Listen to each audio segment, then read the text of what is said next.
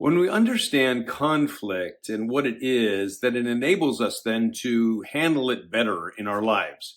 That may be sibling conflict, certainly, but often it's the conflict that exists between me and someone else, whether it's a child or spouse or whatever. So we understand it, then good things can happen. Conflict is made of two things. It's made of a problem or difference and emotion. Now, if we understand that, then we can reduce a lot of the conflict by teaching how to solve problems or tolerate differences and dealing with emotions. So we take it apart and good things can happen.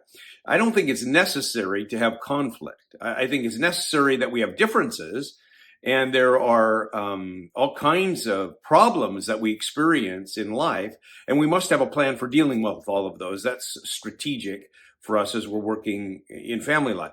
But I think one of the things that helps us deal with conflict is to create more skills for problem solving, for example. So if we, in many cases, we're helping children learn how to solve problems better so they don't have to get emotional about it. When children learn how to solve problems, then good things can happen. I just think that sometimes parents become the problem solvers of life for their kids, and sometimes we should transfer that responsibility back to our kids so they can solve their own problems. One mom said, I sat down at the table with my kids, and my son looks at his plate and silverware, and he says, I don't have a fork. Now, mom's tendency was to get up and get one, but in this case, she says, oh yeah, that's a problem. What you going to do about it? And so her son looked at her like, you're not going to solve this problem? Okay, fine, I'll get up and solve it. So he goes to the drawer, and when he opens it up, he sees there are no forks in the drawer because all of them are dirty. So he has to solve the problem again. And so he decides to get a spoon. He could have washed a fork, but he just decided to get a spoon and use that for his meal. And that was fine. He solved the problem.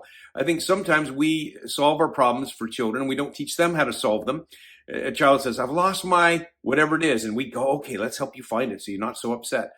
Sometimes we need to say, why don't you just sit down for a minute and think about the last time you had it? I can help you solve the problem, but I want to help you solve it yourself.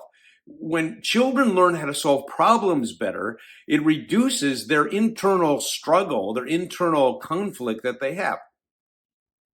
There are also differences that exist between us. And sometimes those differences just rub on us because the child has a different personality than the parent, or two children like different things than the other does. And so there's this internal difference that rubs against each other, and it then results in this conflict or this emotional outburst. We don't have to have that. I like what Ephesians chapter 4 says. It says, be completely humble and gentle. Be patient, bearing with one another in love. Make every effort to keep the unity of the Spirit through the bond of peace. Ephesians 4, verse 2 and 3. See, there's this ability that we need to have to tolerate differences, to defer to one another.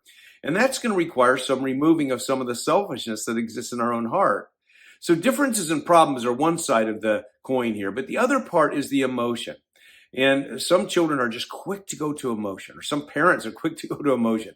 And so when emotions flare up quickly in your family, you want to recognize that we may need to do some emotional management or some emotional training to help a person know how to slow down the speed at which they move from the trigger to the response, that they don't have to be upset. They don't have to have this emotional response. They can move back down to problem solving, or they can learn how to be more patient and kind, as the passage says.